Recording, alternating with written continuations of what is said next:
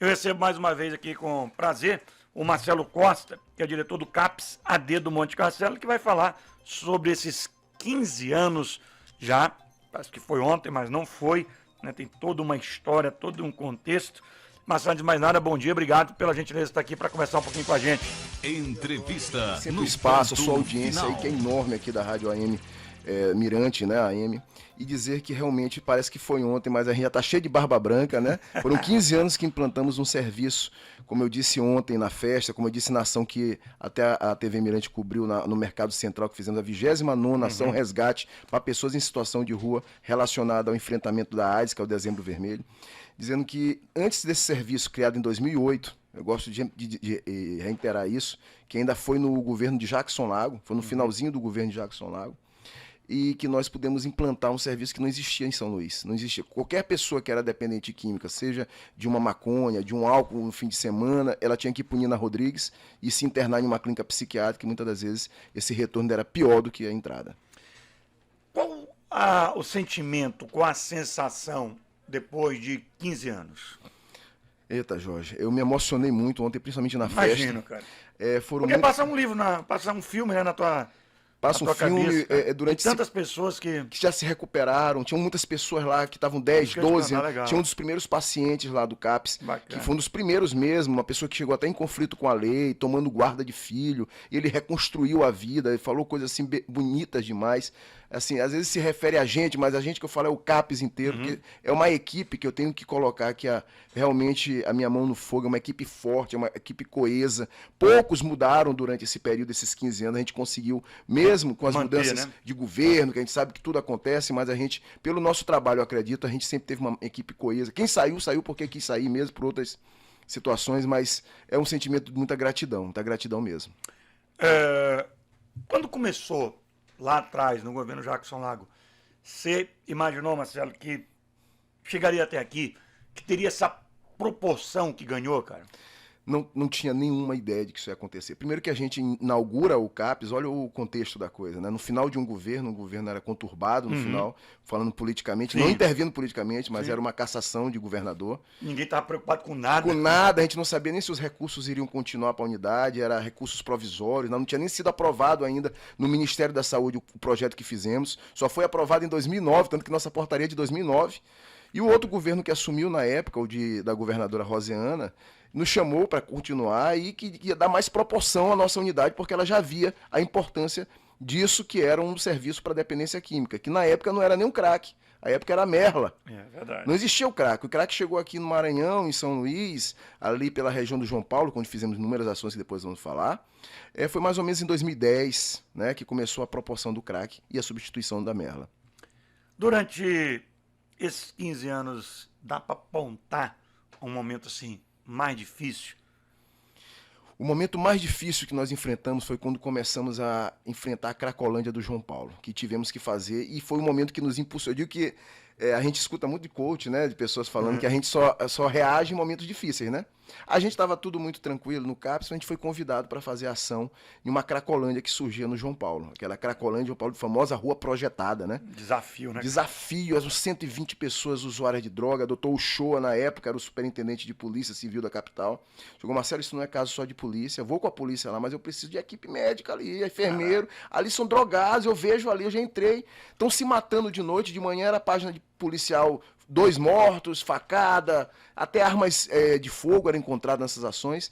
E começamos essas incursões difíceis, porque eram involuntárias, a polícia levava involuntariamente para a nossa unidade. O que é mais complicado, né? Complicado, geralmente, graças a Deus, a maioria ia numa boa, mas tinham 5, 6 que queriam quebrar a unidade, chegaram a quebrar, aqui vocês fizeram várias matérias, quebrando o ônibus da polícia, assim, mas fomos tirando, fomos melhorando. Hoje, a gente tem a feliz notícia de dizer que a Feira de João Paulo, claro, como qualquer local, Sim. tem usuário, mas hoje ela é viável você fazer compra. Não existe aquela mutuado de pessoas usando E que droga. talvez se não tivesse feito esse trabalho lá atrás, hoje essa realidade era outra. E em outras situações, em outras ruas. Hoje a gente ainda tem, muita gente reclama, na Coama, na Coab, no São Francisco, pontos que a gente chama de bocas de fumo. As bocas de fumo, elas são comuns, por quê? Porque lá tem uma venda de droga e as pessoas, os usuários, querem ficar perto da droga. Então elas ficam ali para compra e venda. Mas não tem nada de tamanha grandeza como, por exemplo, é São Paulo. Perfeito. Não. São Paulo, eu vejo, já fui lá convidado, inclusive, pela Secretaria de Saúde lá, para olhar. Ali eu vejo hoje uma coisa inviável de qualquer política. Eu não sei nem o que fazer. Realmente, se me chamaram, eu falei, não sei te dizer. Teria que ser muita coisa envolvida, né? Muita responsabilidade no que fazer, porque fizeram muita besteira. Eu posso dizer com toda certeza, que sou especialista na área, fizeram muita besteira. As medidas que tomaram foram medidas medidas violentas, truculentas, e que não tiveram efeito, pelo contrário, negativos e péssima. Voltava pior. Voltava pior e perdia o principal, que é a relação da sociedade, do usuário com quem está querendo cuidar dele. Perfeito. Durante esses 15 anos, em algum momento tu chegou assim a dizer, pô, não dá, vou desistir. Pressão de família, ou chegar e conversar, poxa, olha, a gente está se expondo muito e tal, ou o resultado não é aquilo que a gente espera. Em algum momento você chegou assim, parou e dizer, poxa, não dá, me venceu, vou parar. Teve alguns momentos, eu vou dizer que com 10 anos do CAPS, meu filho estava crescendo e eu tentando ver horários para ficar com ele. Eu sempre tive preocupação, não posso cuidar da rua e não cuidar de casa. E eu cheguei, até me emociono, pro meu filho, um dia eu falei, filho, eu vou largar a direção, eu vou ficar só atendendo. Eu atendo, faço o consultório pelo estado e vou... Ele falou, não, papai, seu serviço é muito importante. Caraca. E quantos anos? Meu filho tinha, na época, 12 anos de idade. Que massa. Já entender, já reconhecer isso. Né? E ele foi ontem, pela primeira vez eu levei ele no CAPS. A gente tenta tirar um pouquinho a família de dentro, porque a gente lida, Jorge, com pacientes vindos da justiça, pacientes que cometem crimes, pacientes que às vezes cometeram assassinato. Então a gente não quer expor também nossa família a ser visados por pessoas que às vezes também estão ali se fazendo de vítimas de doenças, né? Que também tem isso na nossa unidade. A gente enfrenta essa realidade, sim, é real. E ele foi ontem e ele me abraçou, minha mulher foi também, minha mulher é muito tímida, a Rafael, um beijo para a Rafael, um beijo para meu filho Felipe. E ele disse, papai, eu tenho muito orgulho. Caraca. Aí eu falei, filho, esse orgulho foi construído para vocês, porque se a gente não fizer isso pela sociedade, aí eu vou fugir do meu papel de profissional de saúde. É pela sociedade mesmo, é ver o outro ali como um olhar de solidariedade, que é o único caminho que se aproxima de Deus. Porque o amor, Jesus Cristo deixou na terra pra gente amar. Mas amar quem nos ama é fácil. Mas amar quem ninguém tá nem aí, para quem tá escondido da sociedade, que é a população de vulnerabilidade social, usuário de droga, que nem a família quer. Esse é o mais difícil. Então eu sou muito feliz e muito agraciado pela família que tenho e pela minha equipe, que vários momentos que a gente tentou ali castigar, tentou desistir, ele disse, não, Marcelo, aqui tem muita gente que depende de ti nessa equipe aqui, não faz isso não deixa outra pessoa vir para cá. Eu falei, tá, vamos lá, então me ajudem, porque pouca gente fala, né, mas assim, o papel de um gestor ou de um líder, ele é muito difícil, ele é muito solitário. Sim. Poucas vezes ele tem condições de desabafar. A pressão é grande. Todo mundo chega te pedindo coisas, mas para quem tu vai pede? Pedir?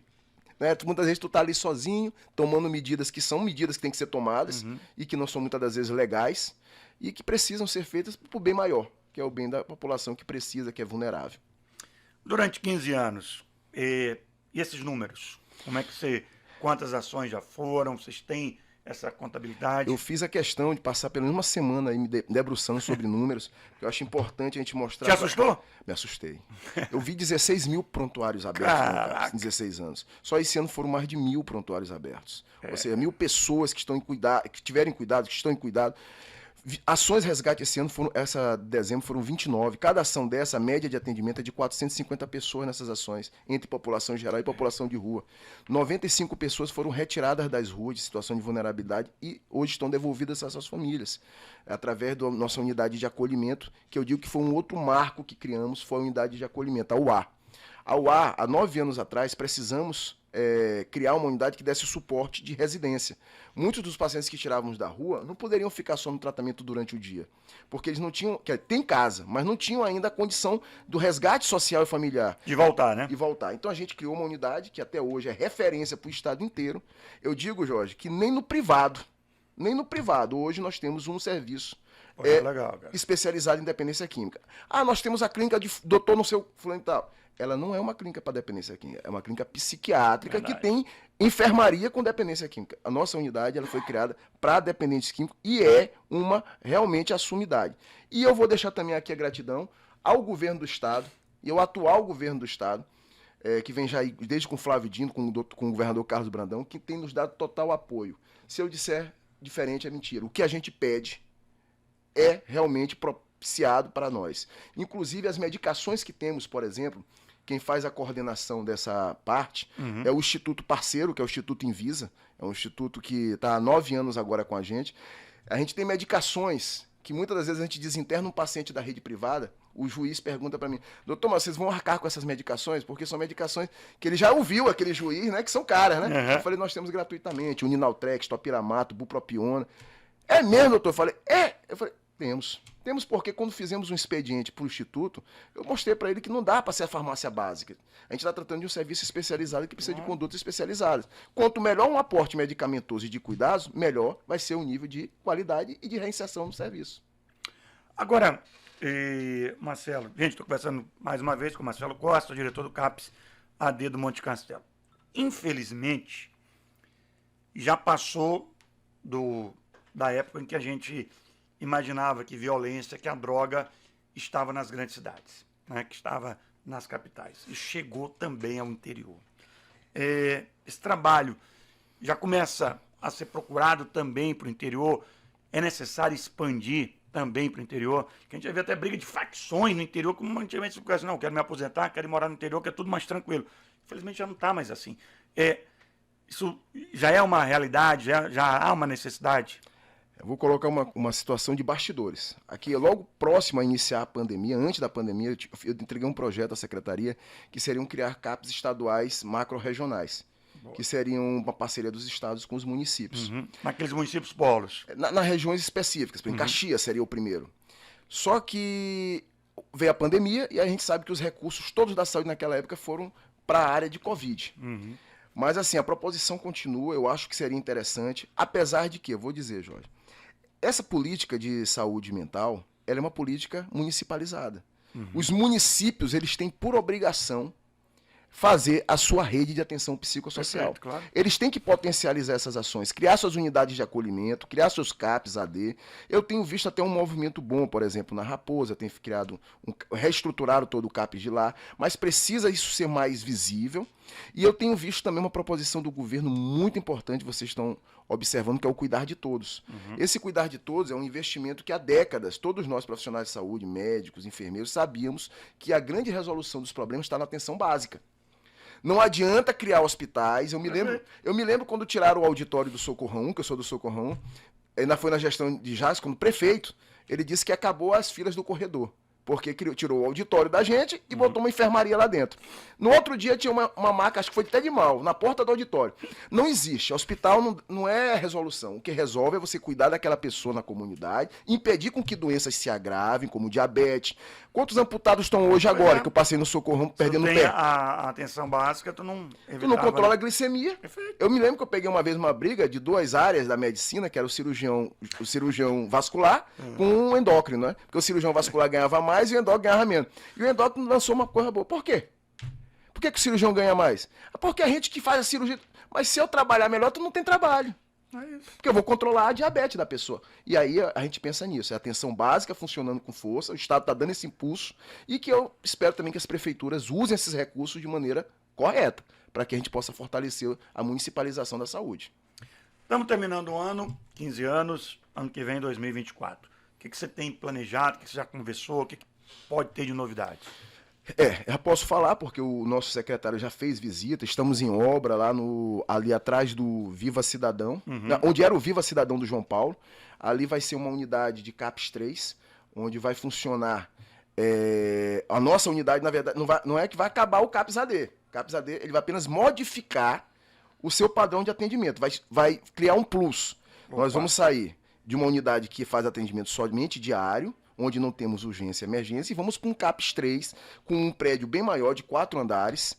Continuaremos com a unidade de acolhimento, fazendo a retaguarda residencial, que já dá esse caráter residencial, mas teremos leitos de observação e enfermarias que podemos ter um manejo maior com os pacientes mais graves, sem precisar internar, por exemplo, em clínicas psiquiátricas, para depois a gente sabe que a gente não tem esse controle do paciente.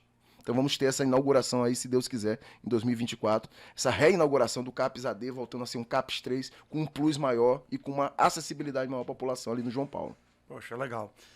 Marcelo, esse mês é o mês do Dezembro Vermelho, você falou ainda há pouco. E vocês estão fazendo também exames nessa questão de doenças sexualmente transmissíveis da AIDS. Recentemente saiu uma reportagem que no grupo mais jovens houve um aumento. Vocês conseguiram perceber isso, que de fato há um aumento? Muito importante sua colocação. Inclusive, teve tudo a ver a gente ter lançado essa campanha do Dezembro Vermelho da Secretaria. Tanto que a Secretaria nos pediu para entrar junto com ela nessa campanha. Por quê?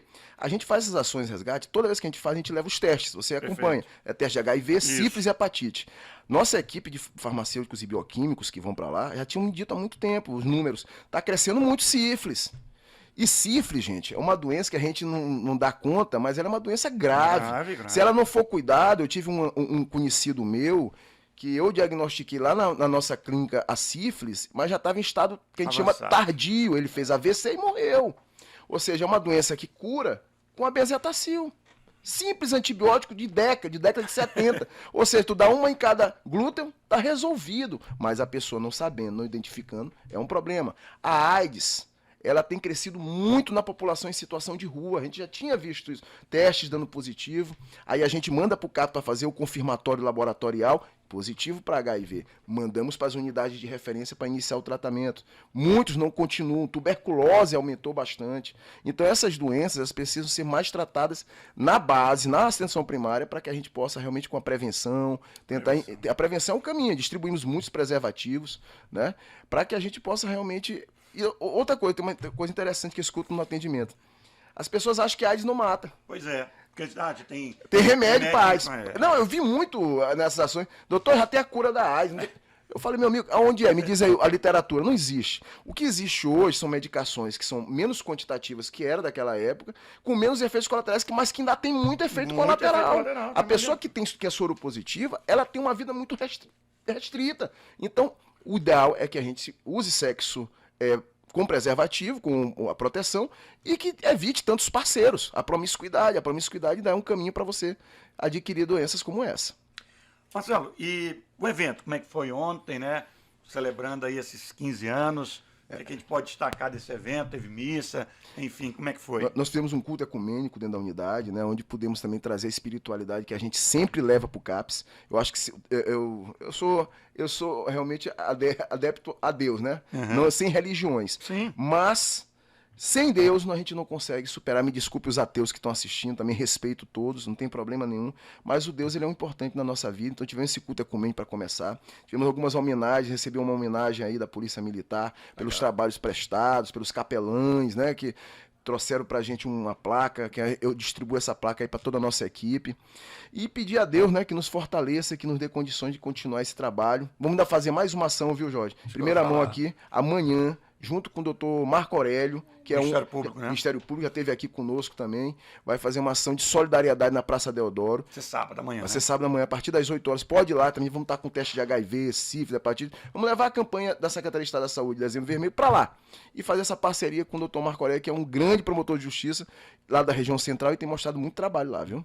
Falando nisso, parcerias, como é que tem isso? A gente tem visto cada vez mais, eu acho que é importante, eu acho que não tem mais como desassocializar público e privado, e a própria participação do Ministério Público, que também é um órgão público, mas tem sido bacana essas parcerias com o Ministério Público e tem gente do setor privado também se aproximando. O que eu observei muito, tanto com o TJ, com o CNJ, que tem feito uma campanha através do Dr. Douglas, né, que ele já teve também falando sobre isso, fizemos várias campanhas juntas esse ano, né, mutirão do CNJ para a população em situação de rua, o Ministério Público, ele dá visibilidade. São órgãos de força, órgãos de base, de resistência das estruturas jurídicas, e que, quando eles aparecem junto de um serviço como o nosso, que é executivo, que é de trazer a ponta da saúde, ele nos fortalece para a Secretaria de Estado de Saúde, para investimento e dá visibilidade para as empresas público-privadas. Por exemplo, o Senac, o SESC e o Grupo FIEMA, a gente está tentando esse ano, eu estou sentando aí, comecinho do ano que vem, para ver vários cursos pelo Senac. Já tive um alô positivo dessa área, que é a área de cursos na comunidade, né? Curso de profissionalizantes. Curso na área de pedreiro, na área de hotelaria, na área de limpeza de serviços gerais. Que as pessoas podem voltar, né? De panificadora. Já fizemos outrora muitos cursos desses. Esse ano foi um pouco ainda difícil, né? As estruturas estão se readaptando com nova estrutura de governo, mas assim, vamos retomar essa questão dos cursos profissionalizantes. Não tem como você tratar um dependente químico só com remédio. Remédio, ele tem um limite muito curto. O que vai fazer essa pessoa melhorar realmente é o que você vai dar para ela de ocupação e de condição de renda para que ela se reestruture social e economicamente e não volte a voltar a usar a droga, porque se não tiver nada que fazer, mente ociosa é antigo, é a oficina daquele cara lá ruim. Então, tem que trabalhar.